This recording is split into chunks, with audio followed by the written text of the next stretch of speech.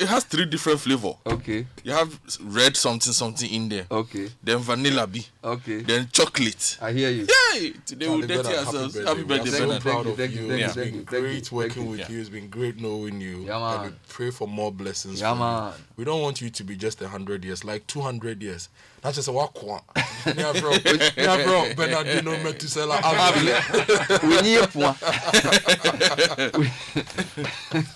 Oh Lord, Governor, what's the first story after?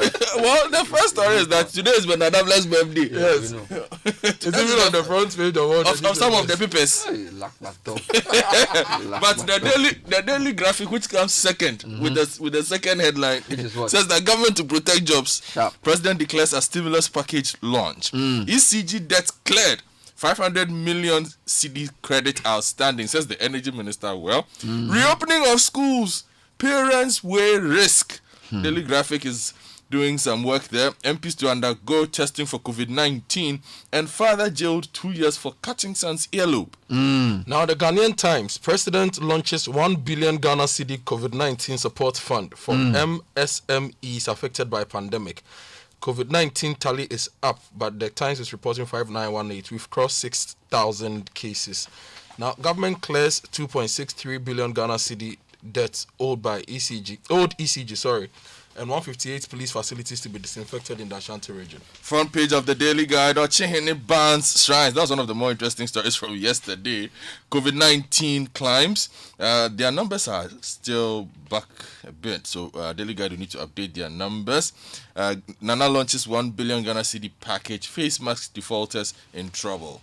Now, the finder, 1 billion Ghana Cedi stimulus launched. It will help cushion businesses and livelihoods. This is according to President Akufo-Addo. Government clears all debts owed ECG as at end of 2019. Doubting COVID-19 recoveries fuels stigma, Pius Hajide, and delayed release of results caused the hike in Obuasi COVID-19 cases. This is the Ghana Health Service. Okay, I take you to the front page of the Herald newspaper. Ekuapim Queen Mother rejects Akufo-Addo's 62 rams and 62 bottles of schnapps. Kandapa Bidiotu and others hooted at by angry youth. Kumeprekwa 25 marked without Nyahota Maklo and Tarzan. Oh, Charlie. Now, the Chronicle, Mahama is coming to waste money. This is Kofi Kumsin. Oh. Come back. This is the paper he used to edit. It's Chronicle, right? Yeah. Yes, Chronicle. Okay.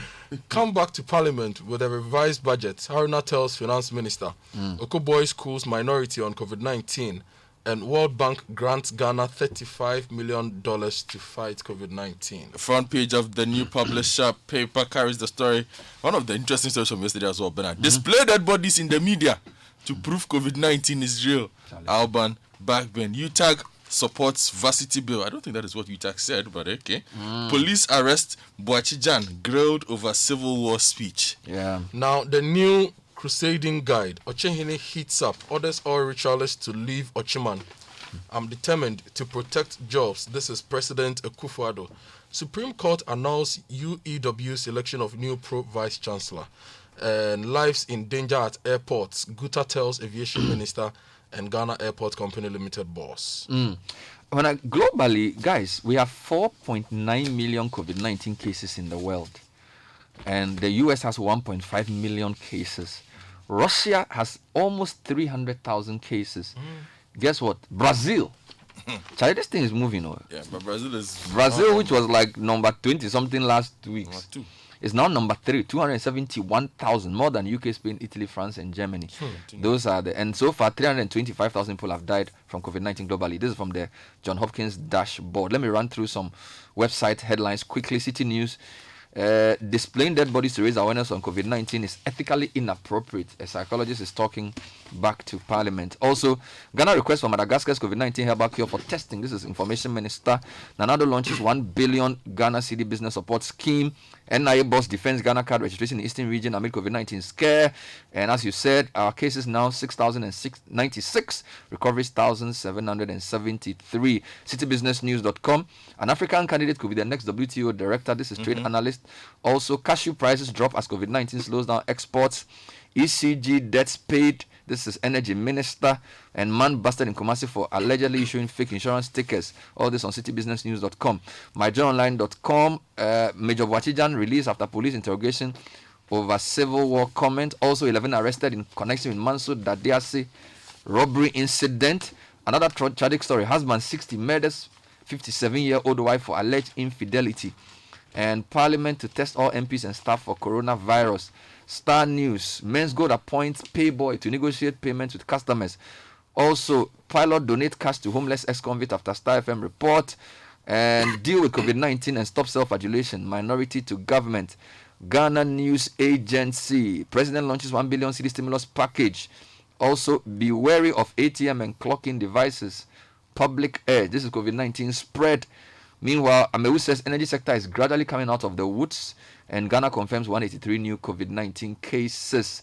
Let me take you to the BBC. Brazil's daily virus toll hits record high. This is the death toll. Also, World Bank is warning that 60 million people are at risk of extreme poverty. CNN is not happy with Trump. They are saying he sows division and confusion as US pursues opening. Also, a cyclone bears down on millions of people in India and Bangladesh. And there's a very interesting feature on CNN that China's Xi needs Africa more than ever. Nigeria, quickly, they have 6,401 cases. They've long overtaken Ghana. Deaths 192. And East Africa lead story. Africa's coronavirus cases now 88,000. Okay, gentlemen, let's start with yesterday. Okay, so the launch of the 1 billion. Yes, Sikanabu. Yes. Front page of the Daily Graphic. The government is determined to protect as many jobs as possible, even as COVID-19 rages, President Ado Dankwa Akufo-Addo has said. Quote, we are determined to protect as many jobs as possible and help as many businesses as possible get back on their feet, he stated. The president gave the assurance when he launched a 1 billion Ghana City coronavirus alleviation program business support scheme to help micro, small, and medium enterprises impacted negatively by the coronavirus pandemic yesterday. The president said the application process will start today and end on Saturday, June 20, 2020. In order to ensure a smooth application process for all eligible candidates, application forms have been made available online on the website of the MBSSI.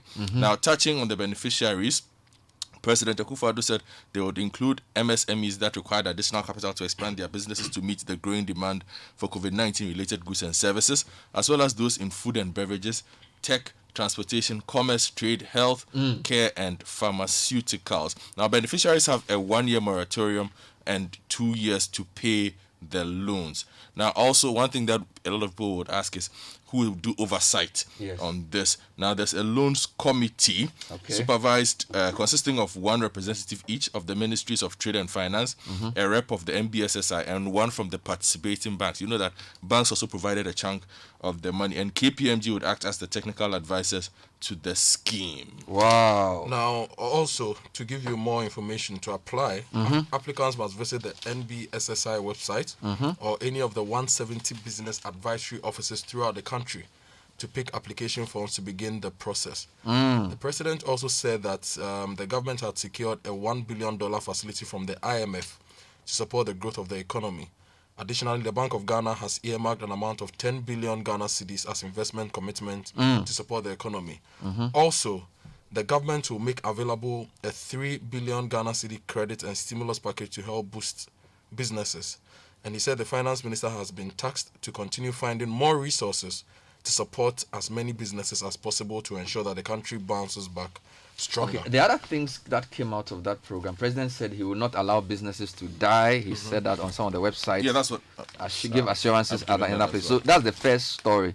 Yeah. The other one was the ECG one. I thought it was an interesting one. Energy Yes. Minister says ECG debts have been paid up. It's here in the center spread of the Times. It's also on the front page of the Finder. So let me give you the Finder's angle. That's quite significant. Yes, now the energy minister says that the government has cleared all bills owed the electricity company of Ghana as at the end of 2019. Wow.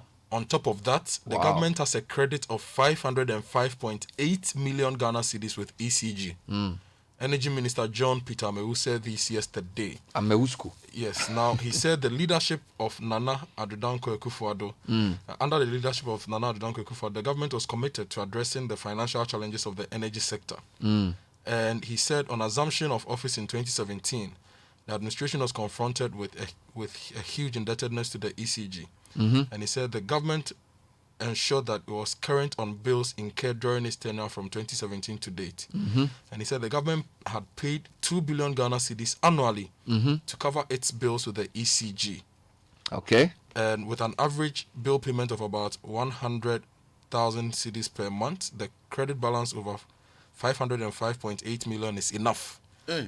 And more than enough to pay for government bills from January to April 2020. So ECG is not owed by government. That's what he's saying. Okay. And that there's 500 million credit. Now, the reason this is important is there is a chain of debts. So ECG doesn't pay Gridco doesn't pay VRA doesn't pay power supply. So this should IPPs mean that as well. yes, It so should go down. from Gridco to VRA to IPPs, everybody should get their debts cleared because there's no more excuse. Yeah, ECG has money. So it's something we should follow up on, but I think it's a great one. Yeah, it's a good story. Now, let me also tell you a few things about Parliament. Yes. MPs are supposed to undergo testing for COVID-19. On page 13 of the Daily Graphic, the Speaker of Parliament, Professor Michael Kwe, has directed the Clerk and Medical Officer of Parliament to liaise with the appropriate institution to undertake testing of all members of Parliament and staff of the Parliamentary Service for COVID-19. He said the exercise, which is to begin today, form part of measures to stop the spread of the infection among legislators and staff of the legislative body. So there's one, and then there's one on education before Kojo comes in. Now, if you go to page 16 of the paper, reopening of schools, parents weigh risk. Big one from yesterday's conversation. Yes, and it says that parents are weighing the risk of allowing their children to return to school in the wake of the raging COVID-19 pandemic. Surveys conducted by the Daily Graphic on the possible reopening of schools revealed divergent opinions of parents. So in Accra, one parent, a doctor, said, I'm uncertain about how safe the school environment will be for my children in view of the fact that the country hasn't yet approved of RDTs to know all who have the virus. Now, my mother, Mrs. Abnejewa, said although she was comfortable with the preventive protocols being prescribed, contextually, it will be difficult for most of the schools to implement them. Now, in Kumasi, parents were divided over the issue, according to Daniel Kenu. Kweja Isi, a banker, and his wife, Martha, a trader, who are residents of the Esuebo Sneflas, told the Daily Graphic that the closure of the schools had brought untold hardship on them. For his part, a second-hand clothes dealer, Yao Bonsie Edu, said because of crowded dormitories and classrooms, it will be difficult. Well, Now, so in yeah, Tema and Kofodia as well. we have that from all the comments we had yesterday. I wanted to give you two quick angles from yesterday's press briefing. One is on myjournal.com. Tema Fish Processing Company to reopen after COVID-19 mass testing. So, head of disease surveillance department of Ghana Health Service, Dr. Franklin Asiedu Bequin, says that Tema Fish Processing Company can open for operations after the first test of 624 workers came out negative. This follows the closure of the company after 533 of the 1,300 workers of the well-known company tested positive for COVID-19. Now, speaking at a weekly press briefing at the Information Ministry, Dr. Asiedu Bequin said GHS has put in place protocols for the workers so work can resume. So that's an interesting one from that press briefing yesterday. Now, I wanted to take you to NIA boss because he's back with a big bang. Two stories here. CitiNewsroom.com. NIA boss hits back at NDC after what he calls deeply offensive election rigging allegations. Executive Secretary of National Identification Authority, Professor Ken Atefa, has hit back at critics accusing his outfit of plotting to rig the 2020 elections. Now, the NDC had accused the NIA of conspiring with the EC to rig the 2020 elections for the governing MPP. But on CCTV's face-to-face program with Godfrey Akoto-Boafo, Professor Atefa said he was greatly offended by the unsubstantiated claims. He said his office has also formally denied the claims by the NDC in a statement. So he's addressed the points they raised. He says it's deeply offensive to your integrity to be assailed on no grounds other than mere conjecture, speculation, and supposition. There's no iota of truth in these allegations. Still on that same website, he also addressed another issue. He defended the Ghana card registration in the Eastern region, which you pointed out incorrectly that even though he claimed they were doing social distancing in their centers, he didn't control what was happening elsewhere, and he had to concede that.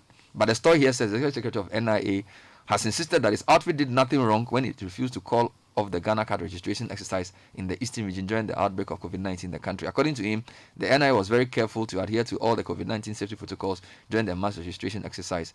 And the story then gives us the background that they had come under intense pressure for going ahead during the time the president had asked for public gatherings to cease. Well, let me give you an interesting story on hand sanitizers. The Ghanaian Times reports that patronage and prices of hand sanitizers drop. Yes, Benedicta Jima Foley writes that the patronage and prices of hand sanitizers have dropped in the market as supply of the product has outstripped demand. The product became highly sought after when the first COVID-19 case was reported in the country. Now, checks at some sales points in Accra by the Ghanaian Times on Monday revealed that the demand for the product has dropped. In an interview with Isaac Ejay, a chemist in Kanishi, he said the market has been flooded with locally made hand sanitizers, resulting in the drop in the prices. And he says the high demand for the product during the early stages of the outbreak pushed him to invest hugely in the business. He was able to buy a piece of land from the sale of the product and was hoping that the high demand would be sustained. So he will build the house More on our hand washing.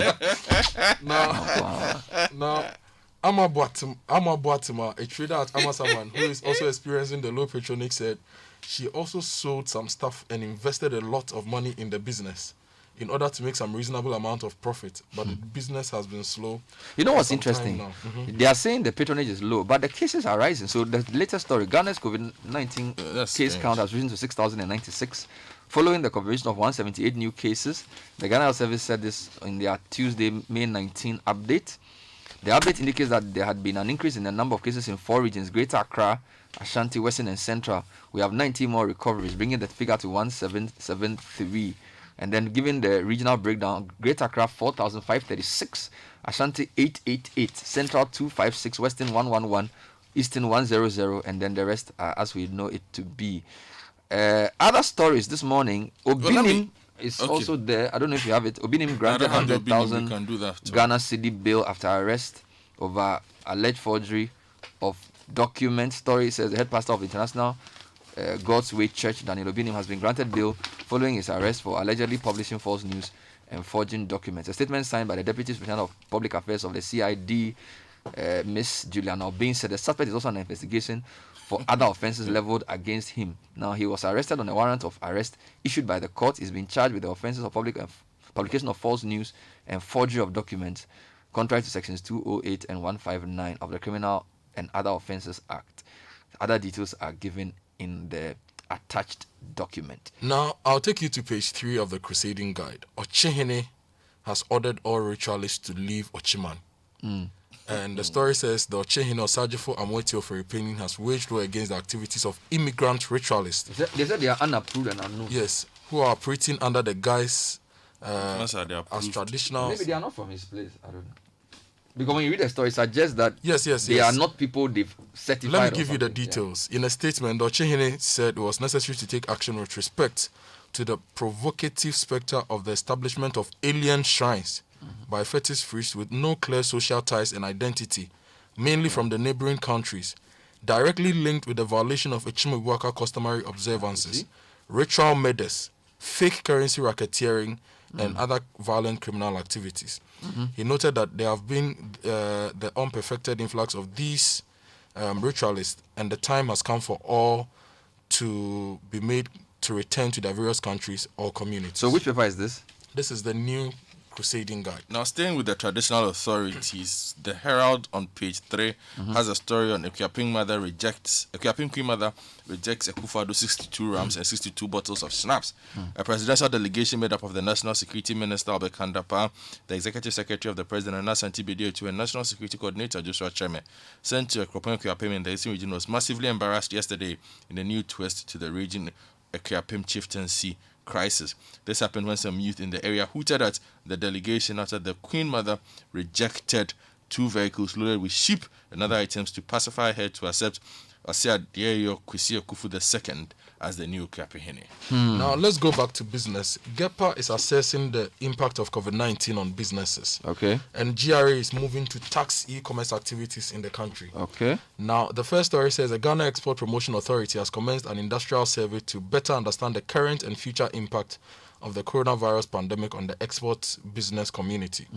Importantly, the authority is seeking to acquire scientific data on the impact of the respective measures currently being implemented by the private sector, notably the small, medium-sized enterprises that are enabling them to remain in business, Now, the other story is that the Ghana Revenue Authority, and this is how the paper writes it, goes through business. The story says the Ghana Revenue Authority is regretting that it has delayed processes to administer and implement a taxation regime for Ghana's e-commerce sector, as businesses operating in that category are making tremendous gains in this COVID-19 period. And they don't have any logistics to pursue those taxes. No, that's what the story is suggesting. And they say that it is the GRA is now preparing a concrete framework for the taxation of e-commerce, although actual timelines for commencement have not been announced. Quick story: a former MP, CitiNewsroom.com, former MP vows to pursue salary arrears even to international court. A former MP for Sege Alfred Abayate says he will go any length to including the International Court of Human Rights to ensure that arrears and gratuities due him and his colleague former MPs are paid. He was reacting to a decision by the Auditor General not to approve the payment of some 29 million cedis to the forum of former MPs who made their request to the Chief of Staff. The Auditor General had described the request of the former MPs as invalid and amounting to a conflict of interest, given that most of the 200 beneficiaries were non-serving members of the current government, including the President and Chief of Staff. But Mr. Bayate maintains that this is a question of fairness. So that's something that's trending. Then there's a story about Men's Gold I thought I would bring to you because we haven't heard about. Star News has a story. Men's Gold appoints Payboy to negotiate with customers. Now, the company has appointed a digital payment marketing and promotions company, Payboy, as the third-party entity to negotiate settlement with their unpaid customers. The company in a statement Tuesday said Payboy will negotiate and facilitate the payment of the investments of their customers whose monies are still stuck with them. Now, the Payboy, which institution regulates them? That's a good question. When there are issues, they are described as a digital payment marketing and promotion company. Registered under which regulatory authority in Ghana? Headquartered at number 34 near Ako Norte Street, Brohum Road, Jawulu, as the appointed third-party entity. But those are legitimate questions, so we don't want another problem. Yes. So they should give us all the details. On financial institutions and payment-related matters, Go Street Business, 4 mutual funds, unit trusts still without fund managers. The story says for the past 7 months, 4 mutual funds and unit trusts have been without any fund managers, as their directors and trustees have failed to appoint new fund managers. This follows the revocation of the licenses their SWAL fund managers on November 8, 2019 by the SEC. Okay, Kojo, let me give you a final story, which will just be headline. Okay. China, US consumers turn on each other's goods as pandemic drives commercial nationalism. It's a very interesting story. It's in the South China Morning Post, and it says a Deutsche Bank survey shows that 41% of Americans will not buy made in China products again, while 35% of Chinese will avoid US goods altogether. Now, this is serious. Trump's election year broadsides and China's assertive diplomacy boosts distrust between the two powers. A story by Karen Yueng.